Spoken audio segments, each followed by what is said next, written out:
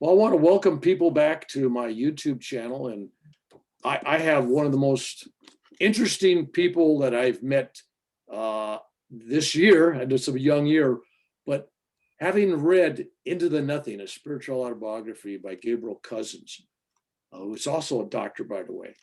And he's also a rabbi, and he's also into the Native American traditions, and he follows yoga and has a guru. So we're going to talk about all those aspects.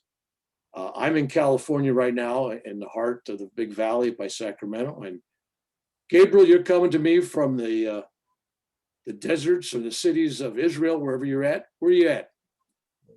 Mevo Modi'in is like near the center, near Modi'in, between Tel Aviv and Jerusalem, halfway. Wow. Before we started, you said you'd kind of like to start this thing off in a sacred manner. You wanted to start with an opening prayer. Yeah. Let's do that. Okay, so the prayer is about the merging of heavens and earth, and really the heart and the mind. It's like an integration, and we call it Chokmah Halev, the wisdom of the heart, because the two need to be together to be complete.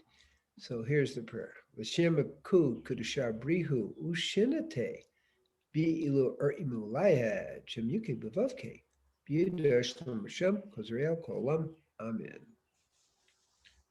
Amen. So feel that merging, and then we're ready to go. All right, so let's give the what I call the superficial, physical who you are, because you and I were talking before this, and I think we both realized that our lives on the surface is not really much more than just a photo op, right? Here we are, boom.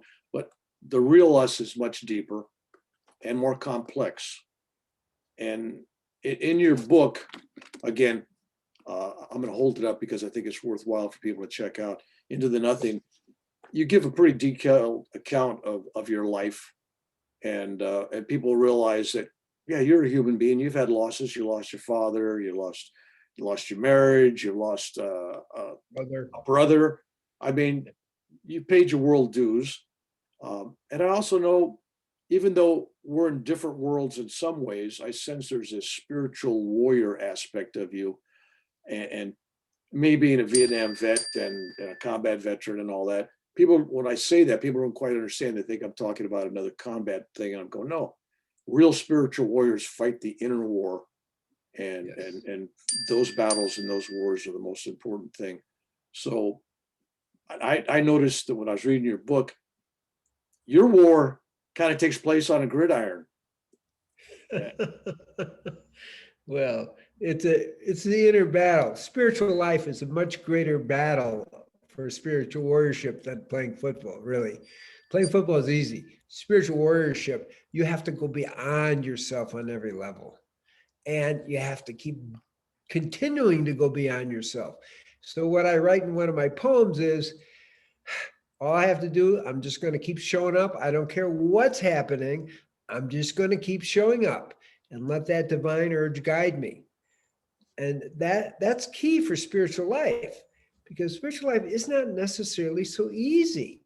And so the beauty is just keep going. That's a very simple way of putting it. And that's the spiritual warriorship. And yet being open to whatever's going on, facing it, and evolving from it. So every event every situation is when we really try to evolve from it. That's the key. Everything that happens in life is an opportunity to elevate our consciousness. That's spiritual warriorship. Doesn't matter how comfortable or uncomfortable, doesn't really matter. What matters is you face it and you evolve from it. And it's that attitude that is spiritual warriorship. Now, you had not just a passion for the sport of football. I mean, you made college. You're in the College Hall of Fame, right? Yes. Linebacker. It's hard to believe somebody your size is playing a linebacker, but I mean, I couldn't have guessed you must more than about 180 pounds in college. That was max, right? That was yeah. max. Yeah. So we're looking at the shadow of the man now physically. I mean, I don't think you're up at that level anymore. You certainly change your diet, change your way of life. But let's get down to the real essence of this interview, because when I'm talking to people, I really want to know, how'd you get spiritually motivated at a young age? And and you're Jewish, and yet you didn't really embrace that Jewish tradition and the mysticism of that tradition until much later. Take us through that process. How'd you evolve starting here and ended up there? It's simple in the sense that I didn't do anything. It happened to me. Now, let me explain. I'm 1 year old. I have TB. 1943, TB is a death sentence. My mother's praying. All these things are going on, and I survive. Wow. Okay. Then I'm 4 years old, and I have this sense that I want to be a doctor. No one in my family has ever wanted to be a doctor. It was like, what is this? But something was telling me. I didn't know what being a doctor was. Then when I'm 8 years old, I'm start to have visions of mystics in white robes, which were more likely the Essenes.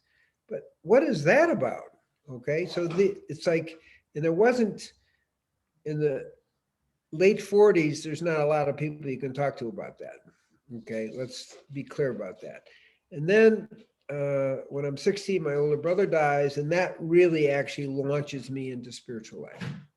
I began meditating. I hung out in his room. He and I were very, very close. He was 6 years older, but we were very, very close. And I built a heart-lung machine, creating life in his bedroom and meditating there. So that launched me in a different way. And then my father died when I'm 21. And again, another awakening energy. So it seems, as I point out in the book, the mystery of death was directing me. Now, that sounds kind of strange, but it wasn't. The mystery of death was a motivation. What is this about? What is this about?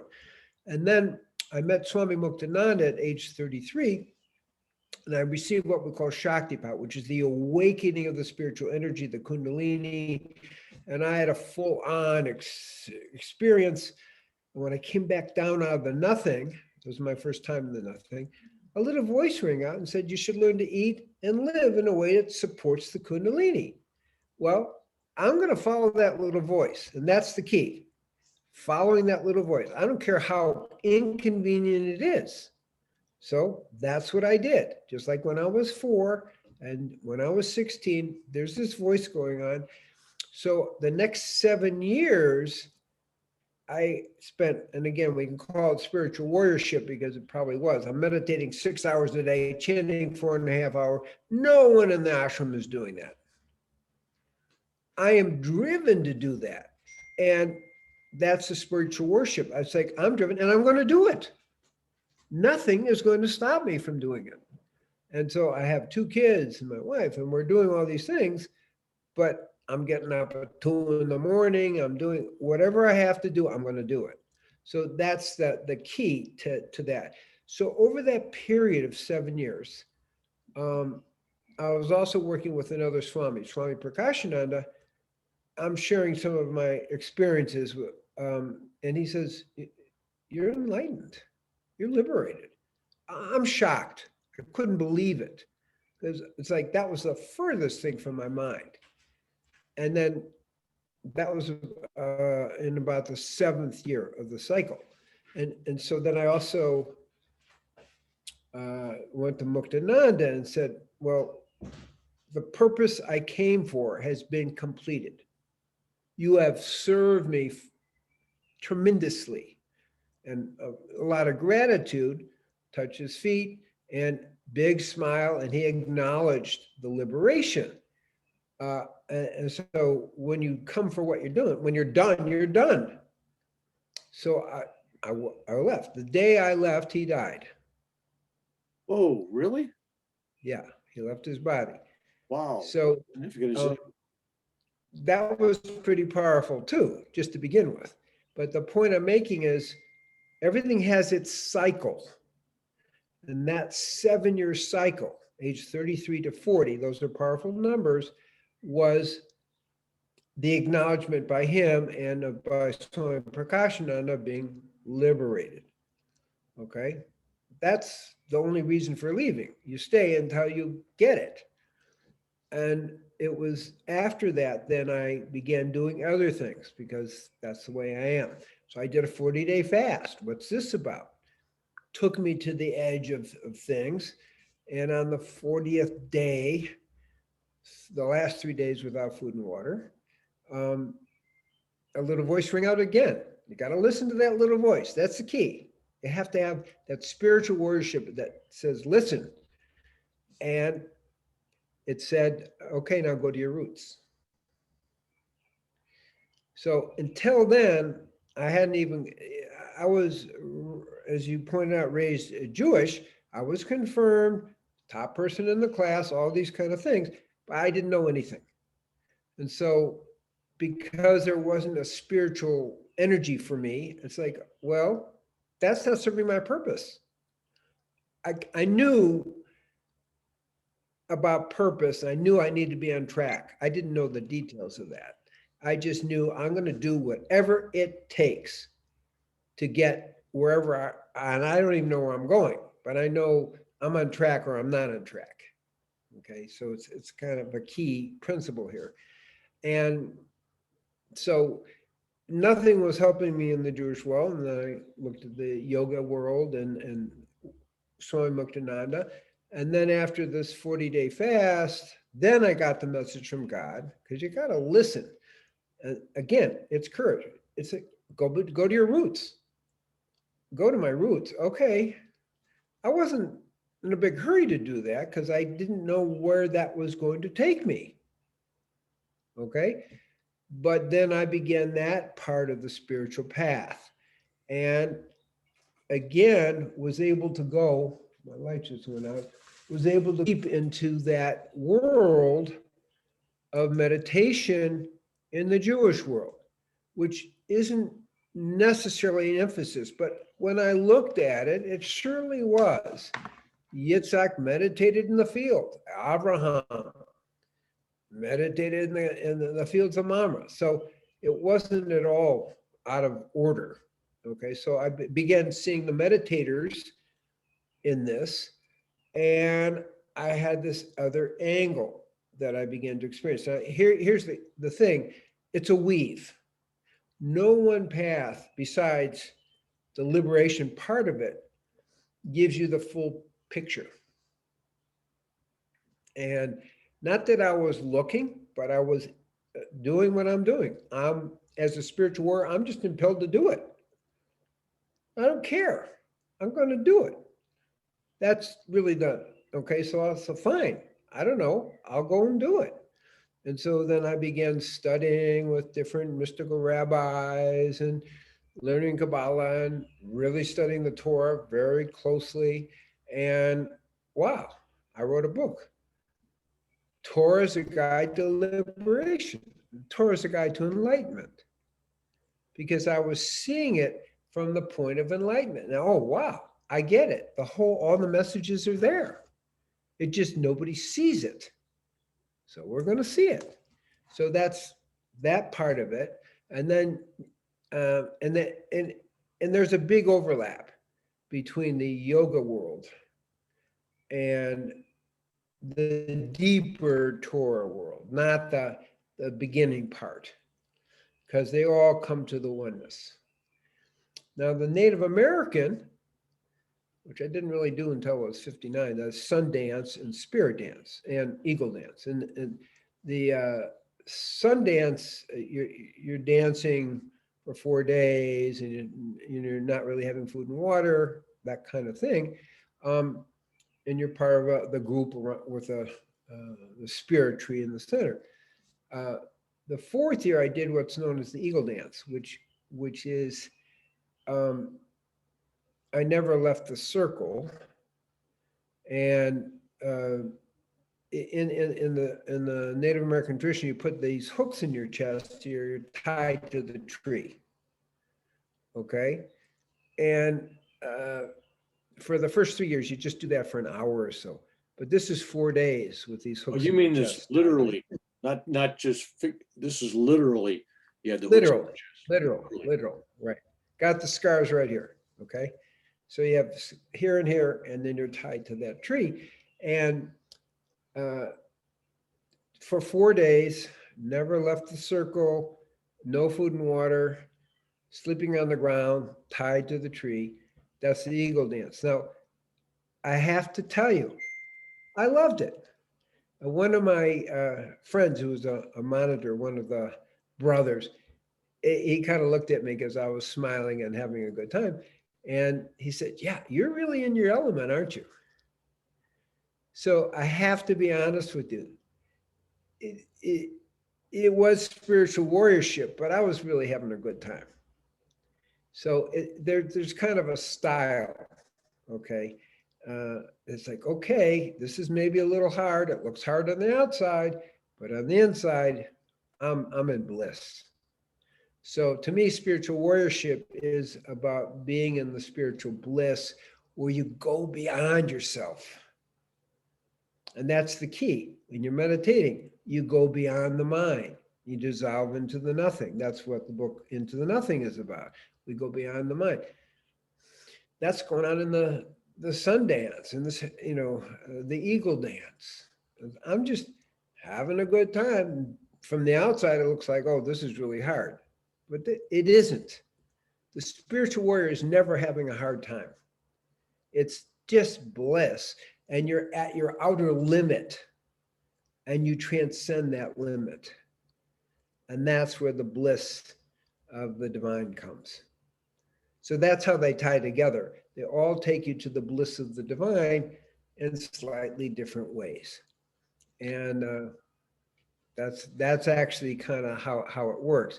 And I just enjoy doing it as a spiritual warrior. This is fun. Now, not everybody's exactly having a good time. You're out there, you don't have a shirt on, all this is, and it's hot, and I don't get sunburned. Why do I don't get sunburned? I got lighter skin than most of the people out there because I do live foods and I'm actually eating the sun. So I'm not getting tired, I'm not getting sunburned, and I'm having a good time. But we will call that spiritual warriorship because from the outside, that's what it looks like. So you're finding that even though you had 3 different directions, you're saying all the directions were pointing to the east for you. It's like all an inward journey. And right. What I'm hearing from you is even though they were on the appearance sake different, there's the same inner mini energy or whatever. Yes. The same focus inward. Yeah. And I'm going to say inward, but you go beyond the mind. All of them are taking you beyond the mind, and that's into the nothing. Now, initially as an athlete, I didn't have a clue what that was about. It was like, wow, this just feels really good, going beyond the mind, going into that bliss, going beyond the zone, beyond your thing. So you mentioned something, it was very astute. Hey, here's a guy that's 180 pounds and he's a middle linebacker and also guard. I was one of the few people who played both ways. And what's going on? Well, because I'm way beyond my physical capacity. I've transcended the physical limitations when I'm playing football. That's how I kind of learn what we're talking about. That's spiritual warriorship. I don't care what happens. I'm just going for it. Key. And so when you're playing the football or you're meditating, or in spirit dance, I mean, in the Sundance, you go beyond your limitations. That's what the spiritual worship is about.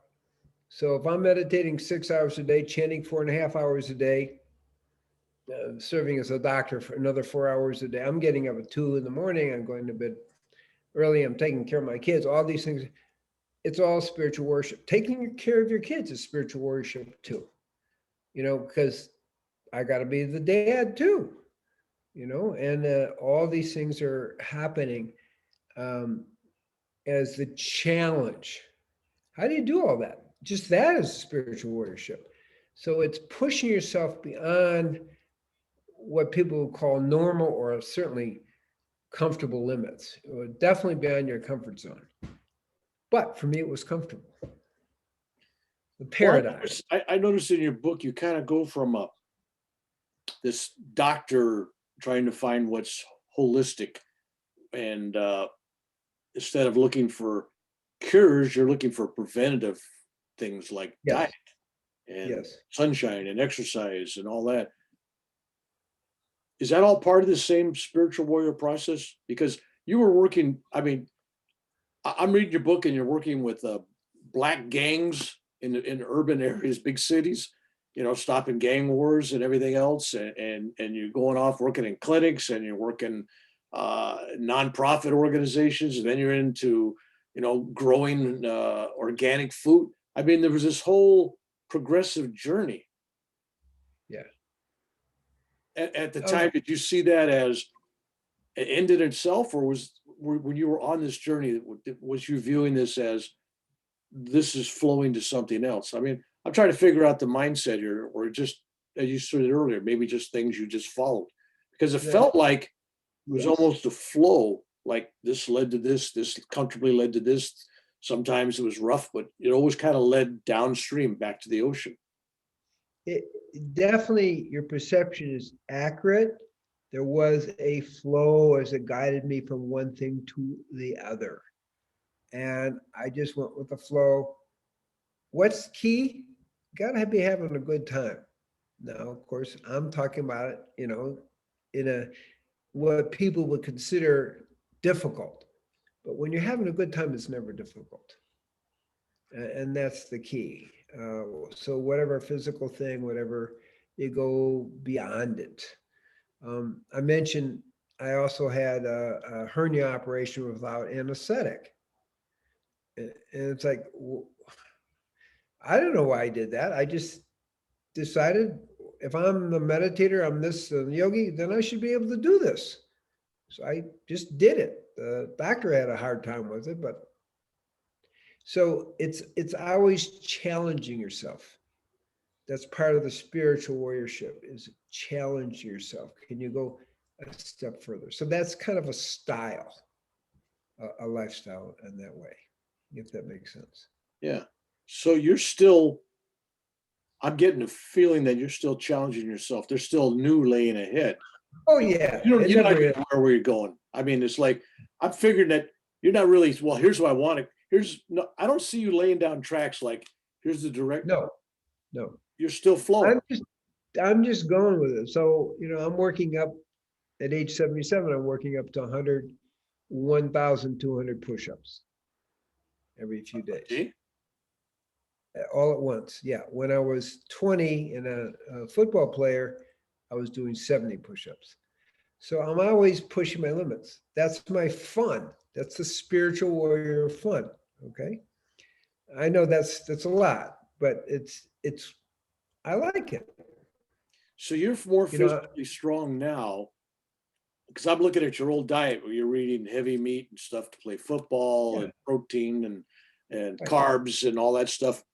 And now you're not only organic, you're vegan. Live food vegan, yes. All plant-based. All plant-based, yeah. And yet I've been that way since 1973. And your strength continues to grow. A lot of people don't see that because if you're not getting the meat protein, that somehow you're losing strength and all that.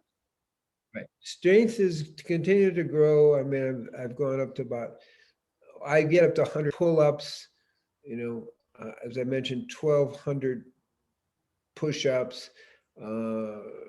And that's what I do. I do the yoga every day. You never can, this is important. You never can stop.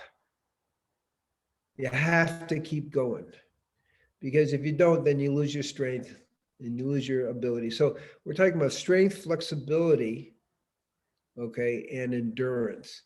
So when I first started this whole path, I couldn't even cross my legs, couldn't touch my toes. Now I can put my palms on the ground and, sit in full lotus. All that takes time to do. And that's part of spiritual worship. You just keep going. That's probably the most important thing. You just keep going. Nothing stops you. And all the challenges that come your way are just challenges. Okay, great. Another opportunity to grow. So that's the spiritual worship part of it. Well, you got people that are following you at different levels. There's people Yeah. that follow you because you're a doctor and they listen to your holistic approach that appeals to some people. And then you got people that are following you because they're into yoga and stuff like that. And then you obviously have a whole group of Jewish people out there that are tickled to death that you rediscovered the mysticism of their base foundation of religion. And I think somebody once told me, a guy that was pretty educated, he told me once, he says, he tried to tell me there's no real difference between the Hindu beliefs and the real esoteric mystical teachings of the Torah and all that. And I didn't quite get it, but from your book, I'm gathering that Yes. it's really not that, they're not worlds apart. They're more similar than they are dissimilar. So, No, way more so the ritual. You get into the truth of going beyond the mind, you're there. And that's where they link. That's where they become one, really. so you're kind of like the spiritual carpenter. It doesn't matter what tools you have. It's the carpenter. It's not the tools, right? That's right. So That's right. so, That's so in Israel, there, I'm assuming you're there most of the year, and then you're coming back to Arizona. well, we just moved here. No, we're here full time now. Oh, We okay. just moved here in December 2020. So do you have a farm set up there? Do you have a group there? Do you got a center? Well, we're just beginning. Israel's a little complicated, but it's a group that we've lived here on and off for like 3 years, 4 years. And so it's a comfortable landing place. I'll put it that way. And it allows us to kind of settle in and then chart our course of action. So part of the spiritual warrior is going into the unknown. And I have to share that my wife, Shanti, is part of that willingness to go into the unknown. It's not so easy for the partner, whether it's male or female, to be willing to do that.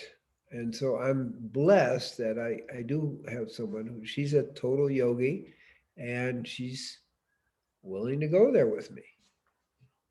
Helps a lot. So just for people that are watching this, because everybody kind of likes to think, well, what's he doing? What should if somebody's listening to you and you wanted to give them some base advice, what kind of routine would you give them? I mean, starting with diet, sleep, meditation, practices, where would you direct their energy? How would you get them? How would you prime their spiritual pump? The key is a change in attitude. All life is a spiritual opportunity. All life experiences is an opportunity to grow spiritually. So whatever you're doing, instead of, oh, this is poor me, it's like, wow, what an opportunity. So that's the key attitude. Okay. What supports that? Practices that create a quiet mind. So I have the 6 foundations I talk about in my book, Into the Nothing. So we have the live food, where you become a superconductor of the divine, and spiritual fasting, and then doing the yoga, tai chi, qigong, sacred dance. I love the dance. When I lived in Harlem for 3 years, right around the corner was Big World Small, and I would dance floor that I just loved to dance. Okay, and it was fun. But I'm making my point. Okay. Third, service and charity. I'm doing work all over the world. I'm in 5 different African countries. We are in Mexico. We're in many programs having to do with preventing diabetes,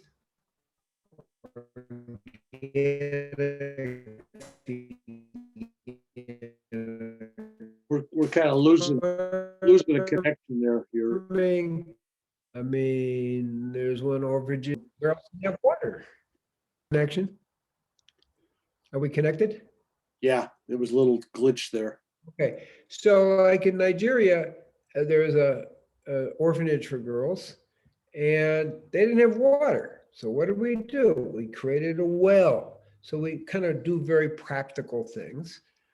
That's what's going on there. And then I'm doing other kinds of things in other parts of the world, about 42 different countries, where we're helping in some way. Organic, veganic, diabetes prevention, Brazil and Argentina, just different places.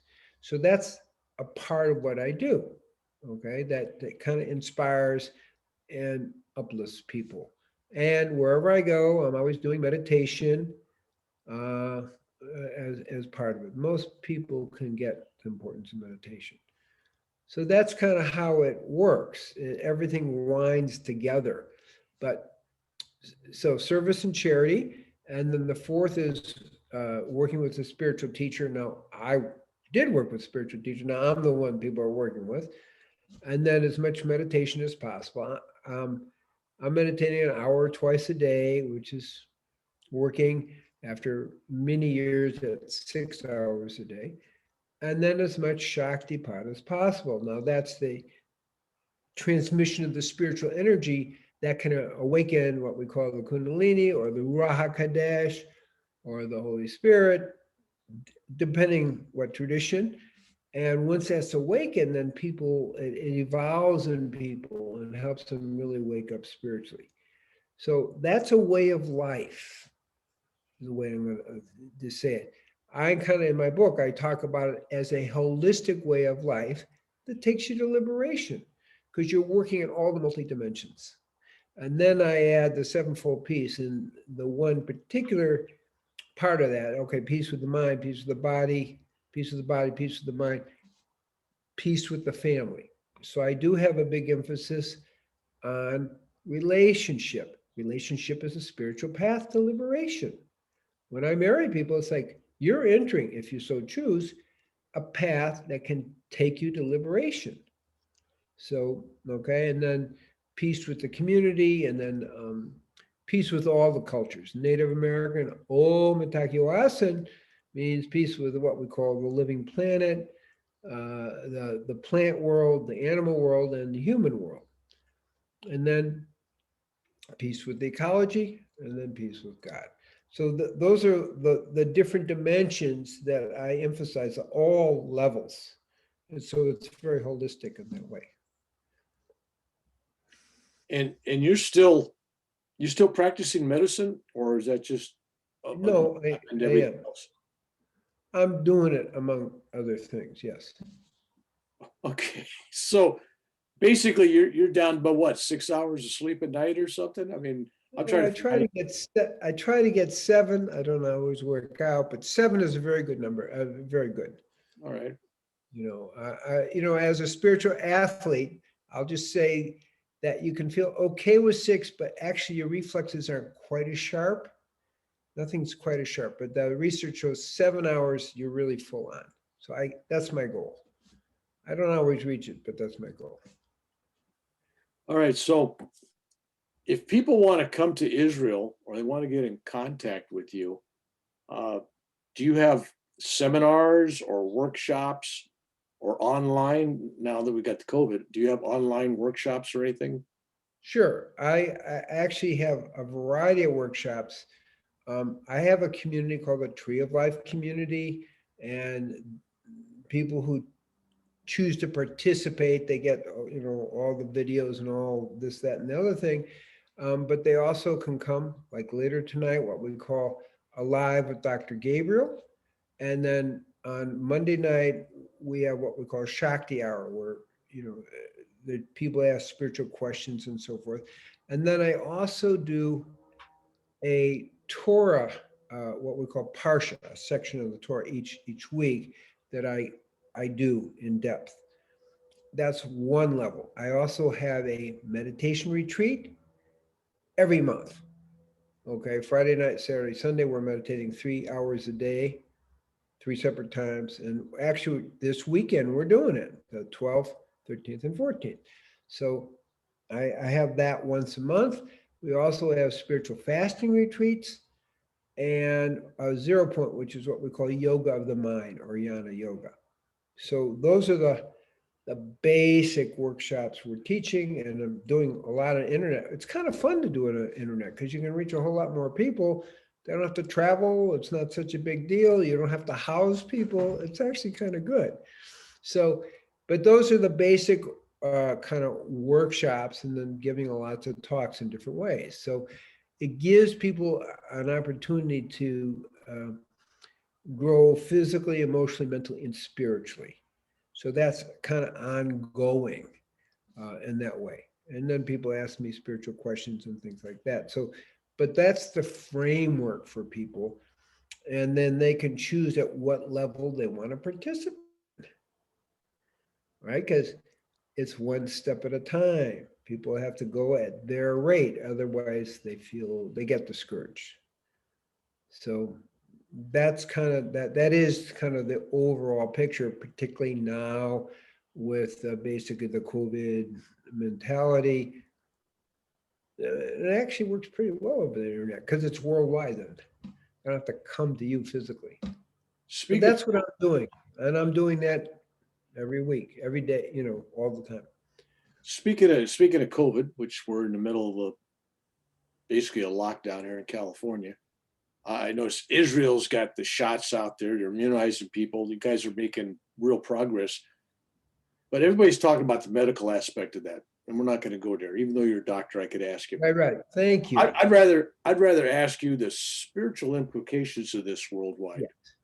Yeah. I'd like to address that. I mean, this is periodically, it seems to be cyclic worldwide, plagues, things.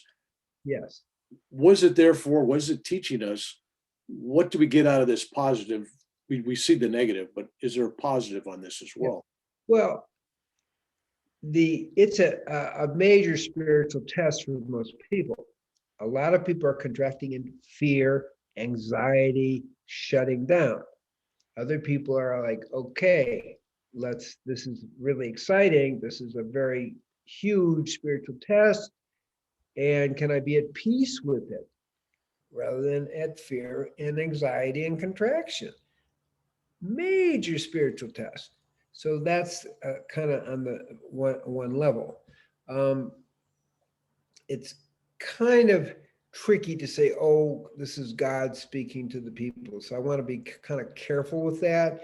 But some people clearly have said that there's a message in that way. I prefer to make it easy and say, this is a spiritual test. Can you be at peace with this? And that's really the way I like to talk about it, because it is a spiritual challenge for most people. Yeah, it's affecting countries in Europe and America. I mean, people are going crazy. They're fighting each other. There's anger. It's like you can't beat this thing up. It's like it is what it is, right? Right. And that's the spiritual test. Can you be at peace with it, or are you going to get all agitated and out of balance and disrupt your life? So for me, COVID is an opportunity for people to go within, to examine themselves, look at their fears, look at their anxieties, also return to a really good level of health, because the main prevention of COVID is being healthy. It's not that complicated. And so, okay, good. Let's return to a good diet, a good lifestyle, and protect yourself and get plenty of sleep and get your breathing exercises in, build your lungs up. So it's an opportunity to really wake up out of fear and anxiety, but also physically really develop yourself and get really healthy. So that's the challenge, if people want to do that versus contracting into fear and just physically contracting as well. Yeah, it's troubling times, but it's also enlightening times. It's Yes. like worst of times and the best times at the same time. Yes. Depending The world is as you see it. The world as you believe it to be. It can be as bad or as positive. I like to see it as very positive. I'm an optimist. I always see, okay, this is a great challenge. Let's go for it. That's how I see it. Wow. Well, this has been great chatting with you. And as we talked about earlier, just as little side notes here, both of us, our children are about the same age. We're close in age. I'll be 75 here in days. So, and you're what, 76, 77? 77, yeah. 77. We're the same generation here. And Right. we kind of seen the same things. We both had, as youth, I was in a hospital a year with all kinds of diseases and stuff, and I almost lost my life. So we both kind of had the same start. I started young, you started young. But I'm telling people out there. TV, what can I say? Yeah. What happened for you? I had Brice disease of the kidneys. Of course, Brice disease is a big, Okay. That's a big. There's a lot of things fall in that category, but a bad kidney disease, lung disease, and a bunch of other stuff. But I'm looking at this and thinking, people don't have to go through that. We went through it. I don't know why. But we went through it. But to really get a grip on this, you don't have to have those kind of tests. This is wherever you're at, start there, right? Right. I mean, we don't have to have those kind of tests. That's what happened for us. Yeah. And that's what served as a positive growth thing. My question is, what is this death stuff about? I'm 1 year old. People are thinking I'm going to die. What is this about? And I spent the next 33 years getting it. And what is the punchline of that? When I came out of meditation, I got, there's no death for the self. The soul is immortal. It's neither born or dies. And connecting to that, that was when I was 33. I really got it. Philosophically, people can get it, but I really got it. So that was a huge part of the awakening process. Well, your father meant a lot to you when he passed. I'm sure that kind of got you in another gear, and especially when your brother left. I mean, that was a formal time, but looking now at your book, looking at where you're at now, you got to tell yourself that all had to happen because that got you where you're at now, right? So I hate to say this, but it was like, it was kind of a good thing is the wrong word, a necessary thing, a part of your initiation. It was God giving me an opportunity to grow spiritually or contract. And my brother died when I'm 16. That was a huge event for my whole family. And I really became the leader in the family, okay? And I moved into other dimensions of understanding. But I knew at some deep level, this is a gift. Not fun, but a gift. And that's how I see it. And then with my father as well, and with my mother when I'm 33. This is a gift. And so I got pretty good at helping people die. Hospice care. Well, we never went to hospice, but the point is, it's helping people transcend, helping people go to the other side, and being at peace with death. That's a big deal on the spiritual path. I didn't have a choice. It came to me. So obviously God was saying, you better learn about this. You better get it and you better master it. That's how I interpret it. Well, sounds like we're cut from the same cloth in many ways. Yeah. No matter what happens, I'm one of these guys. Hey, whatever it is, bring on the karma. Let me embrace it. Let's get it over with. Right. Anyway, the book is Into the Nothingness, Spiritual Autobiography. And it truly is an autobiography, but you also interspace, and you actually, if I can show an example here, where you actually have, you talk about something, then you have these little lessons, the teachings. So you get people refocused. Okay, you read my story, you read my life, but this is the teaching. This is the lesson that's coming from this. And I thought that was kind of an unusual way to write autobiography. That's my message. Life is a teaching. Take it that way. Your life is, everybody's life is their own unique teaching. What a gift. That's how, that was the message here. You know, make your life your teaching, and it's an attitude. Okay, and that's the key. Yes, it's the unfolding, the spiritual unfolding, but in the end, it's real simple. Follow the message. Your life is the teaching, and trust in that kind of subtle voice of God that's speaking through your whole life, and follow it. That's the spiritual warriorship. You said it about as good as it could be said. I want to thank you for coming on and sharing this. Yeah. This is the only public appearance I've made since I've had my facial surgery. As we were talking about earlier, I normally have a big beard and my face is all swollen up and healing. And so, but you know what? It was interesting because just days ago, my face was raw. It was still bleeding. It was oozing. And it was amazing. In 2 weeks, I could go and basically be healed up. Unfortunately, I got another operation next week, but could reopen. You're Anyway, a spiritual warrior too. You're a spiritual warrior too. That's what we're talking about. You know, two spiritual warriors from the same era. Yeah, it's just fun. Yeah, just my face, just cut it up. But anyway, it's nice to know that the body, if left alone, the body knows how to heal itself. Yeah.